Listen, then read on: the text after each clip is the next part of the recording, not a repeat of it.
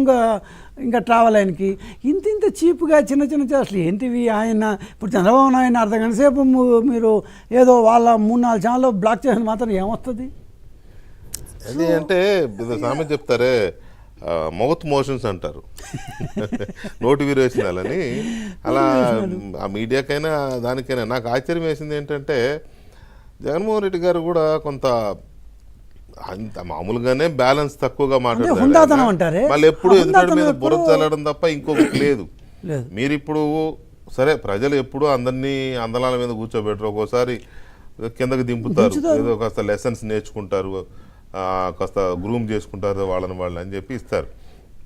అది వదిలేసి ఇప్పుడు కూడా మళ్ళీ ఏదో ఎవరో తప్పు చేశారు, జనం తప్పు చేశారు నన్ను ఓడించి, లేకపోతే వీళ్ళు తప్పు చేశారు వాళ్ళు తప్పు చేశారని చెప్పేసి ఈ మీదబడి ఏడవడం అనేది ఎందుకు అర్థం కావట్లా. ఇప్పుడు ఒక్క రివ్యూ అనేది వాళ్ళు కానీ వాళ్ళ పార్టీ వాళ్ళు కానీ పార్టీ వేరే స్థాయిలో కానీ ఎందుకు మనం ఓడిపోయాం, ఏ కారణం చేసి ఓడిపోయాం, అదేం జరిగినట్లేదు, ఆశ్చర్యమా లేకపోతే కనీసం మనం ఎట్ట ఓడిపోయాం, అసలు ఓడిపోకూడదు కదా అన్న ఇదంటే ఏమీ లేదు.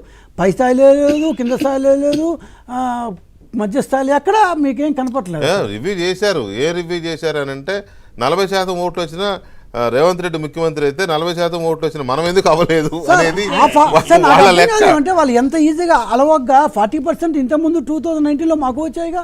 అదే మేము ఆ మాట మాట్లాడలేదు, మాకు వచ్చాయిగా అంతే ఓట్లు. తెలివి తక్కువ, మీకు అంత లెక్కలు రావు, మీకు నిజంగా రావు, మాకు అంత లెక్కలు. చిన్న పాప అంటా ఉంటది, నాకు అన్ని సబ్జెక్టులో 70%, 70 మార్కులు 80 మేము వేసాం, 4 మార్కులు తక్కువ, 4 మార్కులతో ఫెయిల్ చేస్తారా సార్ అంటది అమ్మాయి. సో అట్లాగే వీళ్ళు 40% వస్తే మనం ఎందుకు? ఒక రాజకీయ పార్టీకి ఉండాల్సిన లక్షణాలు, ఆ రాజకీయ పార్టీలో ఉండాల్సిన హుందాతనము, రెస్పాన్సిబిలిటీ ఇవేవి కనపడవు.